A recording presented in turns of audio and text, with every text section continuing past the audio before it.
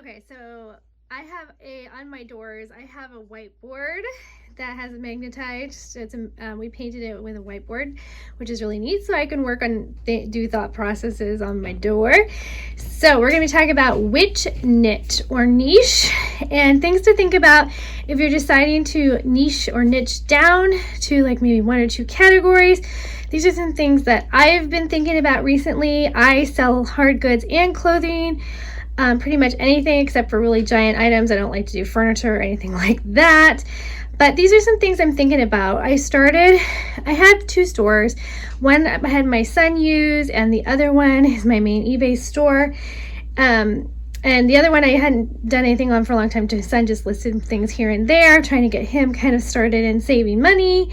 And I've started thinking I'm going to do just clothing on that other store. I call it E2 or eBay 2. So here are some things I'm thinking about. So if you're just starting eBay, or if you're thinking that you need to make a change in eBay and you want to niche down, here are some things I'm thinking about. And I'll go over them one at a time, but just so you get kind of an overview.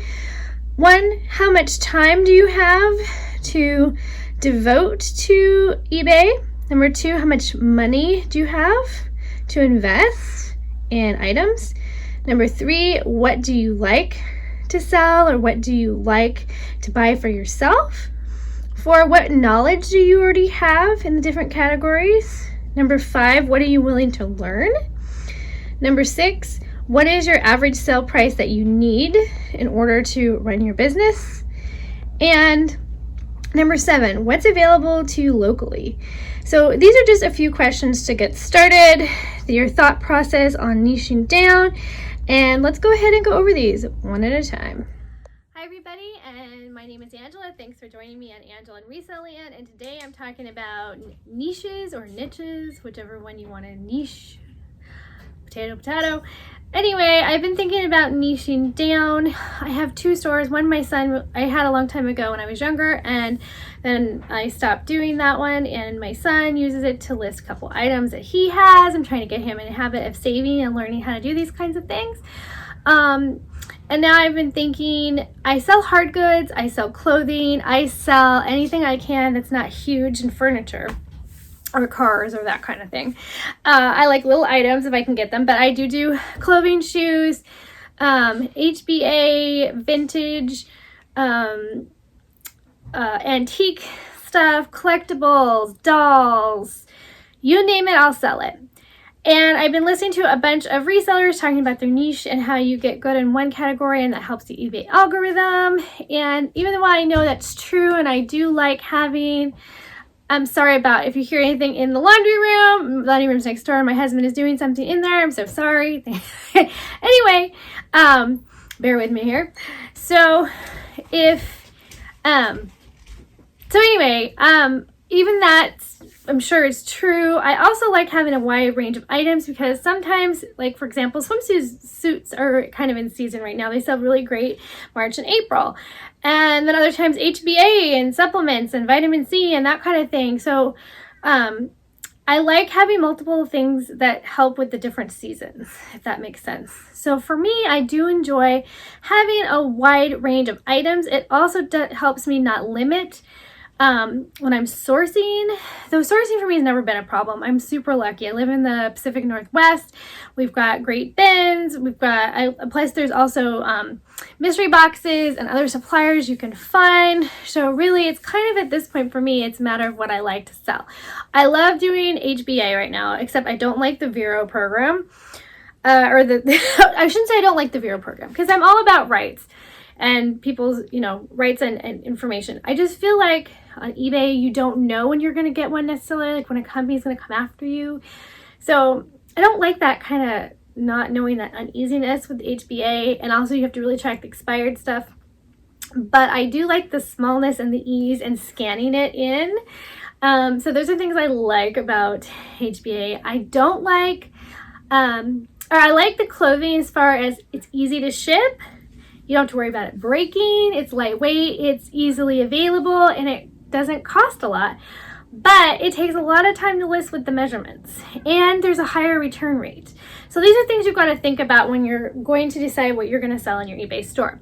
And I totally suggest, if you're a first-time eBay or you're just getting your store started, try a couple different things that you have on hand. Don't buy anything. Try to use what you have from, like, put the word out there that you're going to do this, and you will get so many donations and people's things. Because everyone's got stuff around their house they don't need and they don't want, right? And they want to find a good home for it.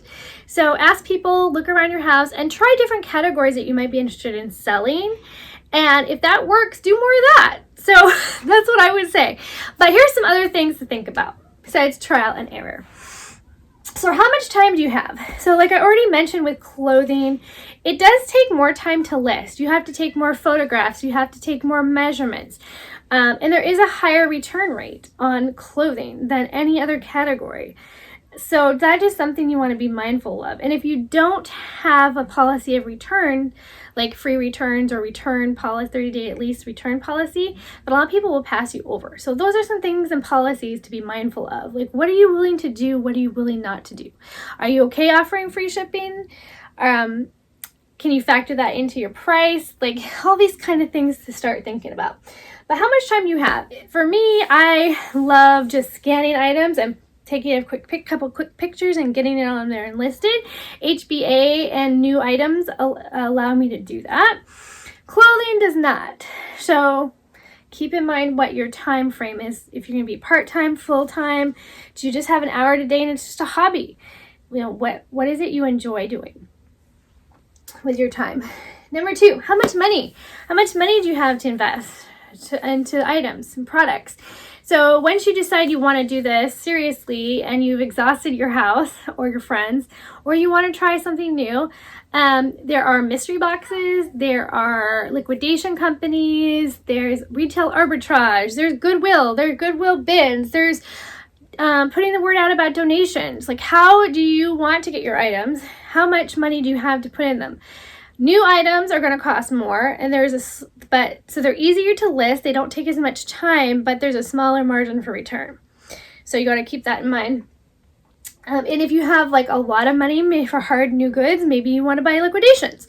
If you only have like $20 a week, maybe you want to go to Goodwill bins if you have them near you. If you don't have them near you, then you want to find sales day at like Goodwill outlets, or Goodwill or other thrift stores that have sales days. So you want to kind of think about what sourcing options you have and how much time and money you have to put into them. Number 3, what do you like? So for me, I notice my I call it death or debt pile, DEBT or death pile. I've heard it both ways. I like personally debt pile because you've paid the money and you haven't gotten anything back yet. It's just debt that keeps stacking up. But I've noticed that like it takes me longer to list things I don't like to list. And I like HBA, when I get it, I list it super quick. Well, 2 reasons. 1, it expires usually, or there's an expiration date, so you got to get it on quickly. That helps. And the other thing is, it's scannable. It's super easy. It's small. It's easy to put away. Like, I don't mind doing it. But things I don't like I hate pants. In fact, I stopped buying pants, even if I find a good one, because I hate measuring. It takes so much longer to measure pants and photograph pants. There's something about I hate selling pants. So I don't even waste my time looking for pants anymore. And that's kind of freeing. So just think about like, what do you like? Is there something you know, like, because you like buying it for yourself? Like, I like Soma Intimates. I love their pajamas. I know all about how much it costs and retail and new stuff. So I know all about that. So it's one of the brands I really look for. I don't look for higher end brands like Burberry. I mean, if I find it, sure, but then I wonder, is it fake? So I get nervous when I'm out of my element. It doesn't mean I can't learn something later if I want to, but if I'm happy and I'm able to find and source a lot of things that I like to sell, like I like dresses. I like selling dresses. They're fun to look at for me. I love having them in my store. They just make me happy. I don't know why. They're still a pain to measure. And I love HBA because it's easy. But I don't like pants, so I've stopped looking for pants. And I don't like heavy objects that are going to cost a lot to ship because people don't want to pay shipping. So I've stopped looking for heavy objects. Anything giant and won't fit in like a large flat rate, forget it. So anyway, think about things you like and what you don't like, because sometimes what you don't like will tell you just as much that you need to know. Okay, 4, your base knowledge. So usually this is hand in hand with what you like, because things you like, you're more likely to have picked up knowledge, like about Soma.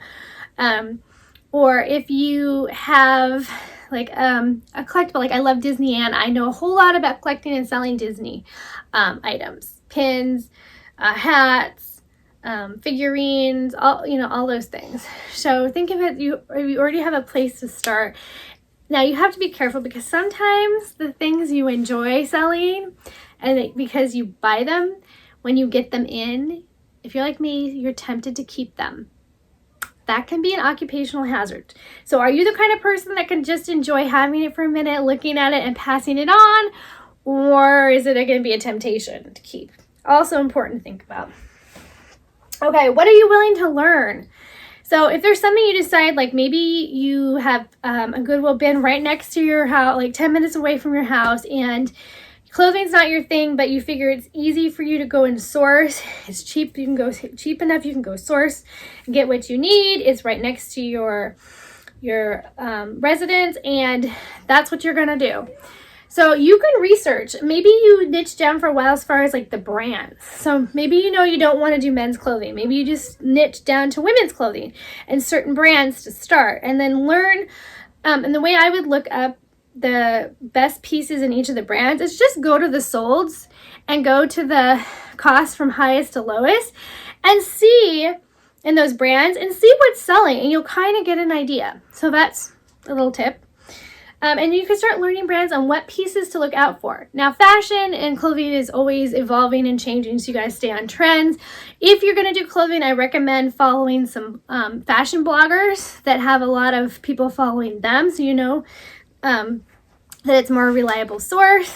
That's just a suggestion. You can kind of, like Y2K clothing's coming back. There's some like grandma style clothing. I mean, things you wouldn't think of, and like they're coming back. So I know. So keep an eye if you're going to sell clothing. Maybe follow some fashion bloggers or vloggers or anything fashion related. Keep up on that. Okay, what is your ASP? ASP is average sale price. Like, what do you need to keep your store pumping? If you need a higher price and higher margin, then maybe liquidation is not the best route, because new items are easier to list, and then they come right to your door, which is nice. So it's not time sourcing. You're just having to spend time looking online, but you don't have to go out. So maybe that saves you time, but maybe financially, like, you know, that wouldn't be the best play for you. So you got to think about that kind of thing. And what's available locally? Now, I talked about the bins. Maybe you're somebody that doesn't have a good outlet bin. So clothing, you'd have to go to thrift stores, and maybe they don't do sales days. So maybe that's not the best option. Maybe you have a lot of garage sales, though, that you can find those things.